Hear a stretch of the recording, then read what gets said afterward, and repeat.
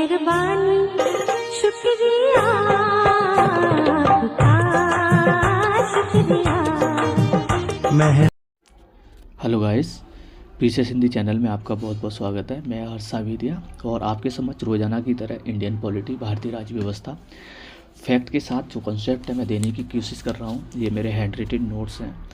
मैंने कोशिश की है फ्लो चार्ट के माध्यम से प्लस डिटेल्स नोट्स मैं आपको देने की कोशिश करूं और कॉन्सेप्ट समझाने की कोशिश करूं, प्रयास करूं, जिससे कि जो आयोग का बदलता पैटर्न है उसमें आपको बढ़त हासिल हो सके। क्योंकि कॉन्सेप्ट ही पूछा जा रहा है, चाहे वो क्रोनोलॉजी हो, टर्मिनोलॉजी हो या फिर स्टेट्समैन्स हो, मैच द फॉलोइंग हो, इस प्रकार के प्रश्न बन रहे हैं।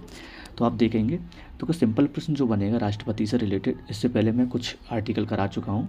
आज हम आर्टिकल 61 देख रहे हैं, जो महाभियोग की प्रक्रिया है राष्ट्रपति पर जो लागू होती है। अगर जैसे आयोग सिंपल प्रश्न पूछता है, वो पूछेगा महाभियोग की प्रक्रिया किस आर्टिकल के तहत, तो आप बताओगे आर्टिकल 61। तो ये केवल राष्ट्रपति पर ही लागू होता है और ये यूएसए से लिया गया है। इसका आधार संविधान का उल्लंघन है। ये 4 प्रश्न पूछेगा। 61 है जैसे किस पर लागू होता है, राष्ट्रपति पर, यूएसए से लिया गया है और संविधान का उल्लंघन। ये तो सिंपल क्वेश्चन हो गया। उसके बाद जटिल क्वेश्चन कैसे बना सकता है आयोग, घुमा सकता है। तो आपकी इसकी जो प्रक्रिया है, महाभियोग कैसे पारित होता है, इसमें संसद की भूमिका, राष्ट्रपति पर जब लागू हो रहा है, लोकसभा राज्यसभा की क्या भूमिका है, तो वो ये आप देखने का प्रयास करना। मैं समझाने का प्रयास कर रहा हूँ। जैसे ये संसद है ना, ये संसद है। आपको पता है संसद 79 आर्टिकल में आती है, अनुच्छेद 79 में। तो किससे मिलकर बनी होती है, राष्ट्रपति से, लोकसभा से, राज्यसभा से। ये प्रक्रिया देखो, लोकसभा या राज्यसभा, महाभियोग की प्रक्रिया लोकसभा या राज्यसभा किसी में भी ला सकते हैं। ये प्रस्ताव किसी में भी आ सकता है। तो इसका जो टोटल जो सदस्य होंगे लोकसभा में या राज्यसभा में, उसके 1/4 का हस्ताक्षर होगा। ये प्रस्ताव जब पारित होगा, जब उन कुल सदस्यों का 1/4 का हस्ताक्षर हो जाएगा, 14 दिन पूर्व सूचना दी जाएगी राष्ट्रपति जी को कि आप पर हम महाभियोग लग रहा है। ठीक है, जो भी है ड्राफ्ट फाइल जो भी दिया जाएगा। सूचना देने के बाद में राष्ट्रपति अपने ऊपर जो महाभियोग का आरोप लग रहा है उसकी जांच करवाएंगे। या तो खुद जांच करेंगे या किसी के माध्यम से, जो प्रतिनिधि है उसके माध्यम से जांच करवाएंगे। हाँ, फिर जांच के साथ साथ लोकसभा से अगर ये बहुमत 2/3 मेजोरिटी से पारित हो जाता है, राज्यसभा से भी 2/3 बहुमत पारित हो जाता है, और ये जांच करवाते हैं, है ना, कौन, आरोप में अगर जांच में आरोप सिद्ध हो जाता है और राष्ट्रपति सफाई देते हैं, अगर वो सफाई भी नहीं दे पाए, मान के चलो वो आरोप बिल्कुल सिद्ध हो जाए, तो राष्ट्रपति अपने पद से हटे हुए माने जाएंगे। सिंपल, ये चीज़ें आप समझ गए होंगे।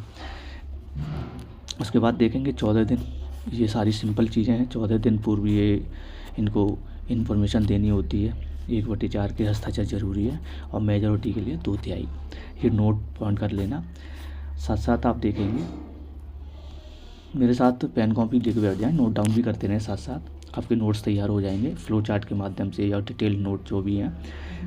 कोशिश करना कॉन्सेप्ट को समझने का, वो चीज़ ज़रूरी है।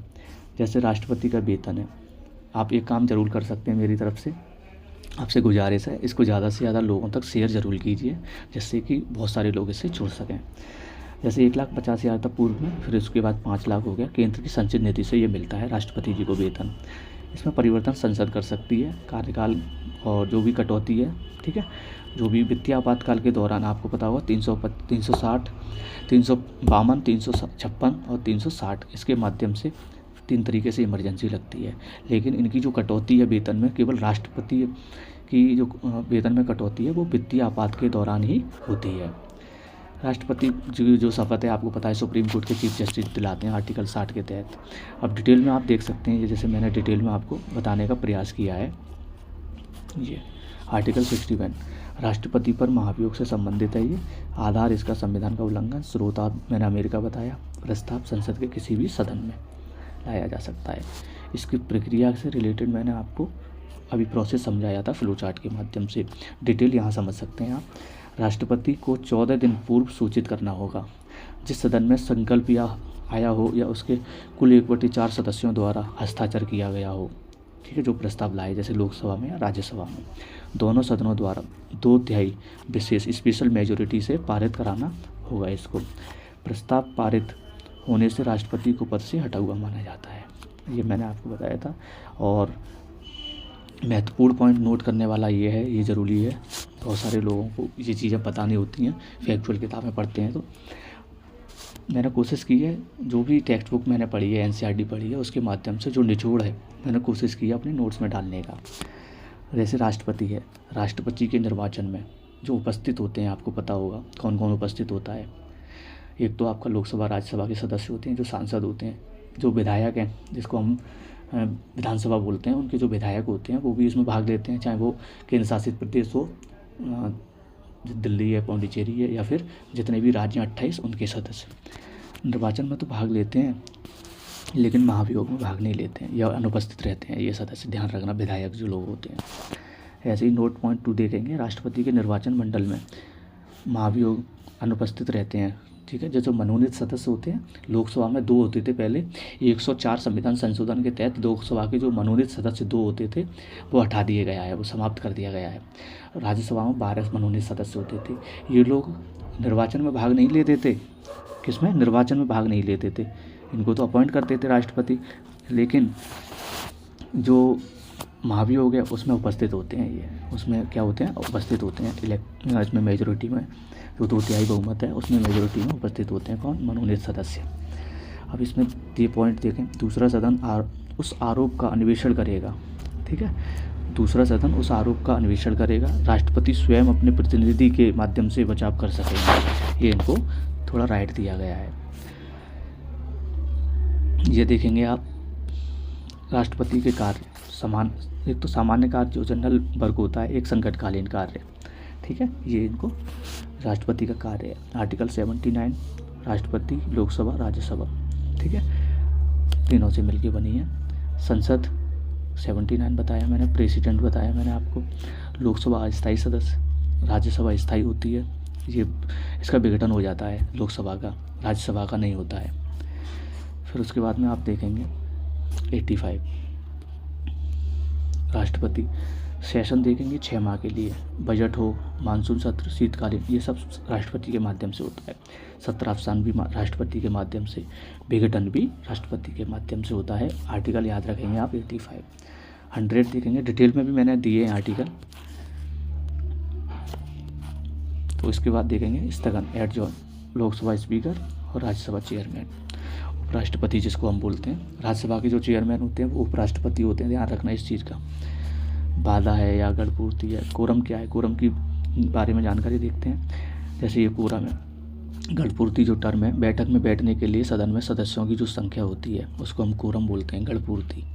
जैसे लोकसभा है, लोकसभा में 545 सदस्य हैं, तो ये बिल्कुल एब्सोल्यूट है, ये ज़रूरी है कि 1/10 सदस्य टोटल के उसमें उपस्थित होने चाहिए, तभी कार्य की प्रक्रिया चालू होगी, याद रखना। ठीक है, ऐसे ही राज्यसभा में 25 सदस्य और लगभग लोकसभा में 55 सदस्य। अभिभाषण जो है आपको पता होगा, राष्ट्रपति का अभिभाषण महत्वपूर्ण होता है, एड्रेस बोलते हैं। 86 और 87 ये आर्टिकल याद रखेंगे, राष्ट्रपति देते हैं, आपको पता होगा। स्पेशल अभिभाषण जिसको हम स्पेशल एड्रेस बोलते हैं, जब नई लोकसभा बनी हो तब और वर्ष का प्रारंभ हो तब राष्ट्रपति ही अभिभाषण देते हैं। मनोनीत के बारे में आपको पता होगा, मैंने आपको बता दिया है। हाँ, ये टर्म आप समझ सकते हैं। एंग्लो इंडियन बोलते हैं किसको हैं? एंग्लो इंडियन किसको बोलते हैं? अगर पिता यूरोपीय है और माता भारतीय है तो जो कैंडिडेट, जो सदस्य होगा, मान के चलो जो बच्चा होगा, वो एंग्लो इंडियन कहलाएगा। एग्जाम्पल के रूप में देखेंगे, जैसे जनरल वर्ग का पिता वो बीसी माता है।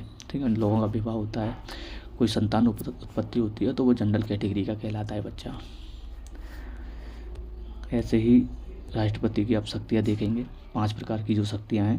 प्रशासन है, एडमिनिस्ट्रेटिव पावर है, सैन्य कूटनीतिक जो डिफेंस या स्ट्रेटजिक पावर है, विधायी शक्तियाँ, लेजिस्लेटिव, फाइनेंशियल शक्तियाँ, है ना, और राजनयिक। ये 5 प्रकार की शक्तियाँ हैं। इसको डिटेल में देखते हैं, 5 प्रकार की जो शक्ति हैं। सबसे पहले हम देखेंगे इसमें प्रशासनिक शक्ति। प्रशासनिक शक्ति में दिया क्या है?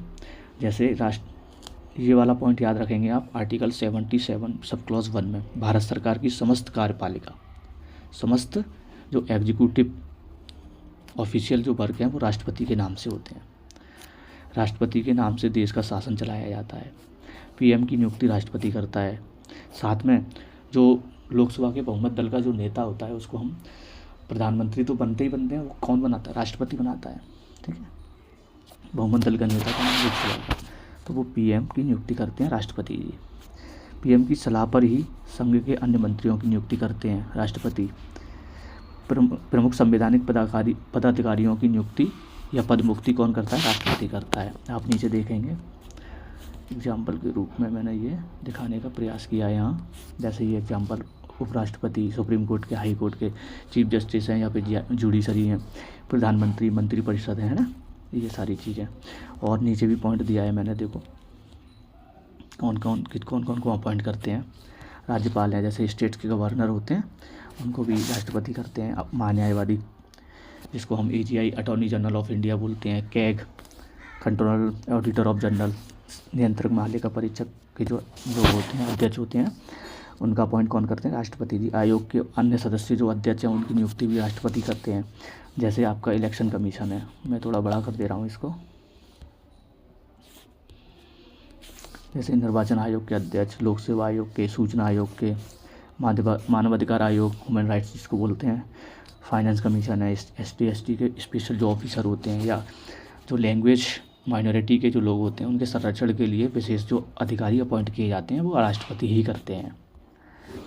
अब सैन्य शक्तियों को देखोगे आप, राष्ट्रपति सशस्त्र बलों के सर्वोच्च कमांडर होते हैं। जैसे 3 तरीके की सेना होती है हमारी, वायुसेना, थल सेना, जल सेना, 3 तरीके की होती है, जिसको हम नेवी बोलते हैं, एयरफोर्स बोलते हैं, डिफेंस बोलते हैं ना। तो उनके क्या चीफ कमांडर कौन होते हैं? राष्ट्रपति होते हैं। युद्ध और शांति की घोषणा कौन करता है? राष्ट्रपति करते हैं। उससे कूटनीतिक शक्तियाँ प्राप्त हैं, लेकिन मंत्रिपरिषद की सलाह के बिना इन शक्तियों का प्रयोग नहीं करेंगे। जो कैबिनेट काउंसिल होती है, उसकी सलाह पर ही इसका प्रयोग करते हैं।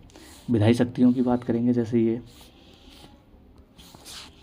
जो एग्जीक्यूटिव, जो लेजिस्लेटिव जो पावर है, राष्ट्रपति संसद का अंग है, बिल्कुल। आर्टिकल 85 क्या कहता है? संसद का सत्र आहूत करता है, बैठक बुलाता है और समाप्ति भी यही करते हैं, सत्र अवसान की। आर्टिकल 108 दोनों सदनों की बैठक, जिसको हम जॉइंट संयुक्त बैठक बोलते हैं, वो भी यही बुलाते हैं 108 के तहत। आर्टिकल 80 क्या कहता है? राज्यसभा में अधिकतम 12 सदस्यों को मनोनयन करते हैं, कौन? राष्ट्रपति। लोकसभा में 2 का होता था, 104 संविधान संशोधन 2019 में ये समाप्त कर दिया। उसके बाद में 87 आर्टिकल 87 देखेंगे। प्रत्येक आम चुनाव के बाद पहले सत्र की शुरुआत, प्रत्येक वर्ष के पहले सत्र के आरंभ में संसद दोनों सदनों को संयुक्त संबोधन करता है। राष्ट्रपति की शक्ति देखेंगे आप, जो फाइनेंस पावर है आपकी, राष्ट्रपति पूर्व अनुमति से निम्न प्रस्ताव पारित कर सकते हैं: धन विधेयक पर, वित्त विधेयक पर, संचित निधि और आकस्मिक निधि।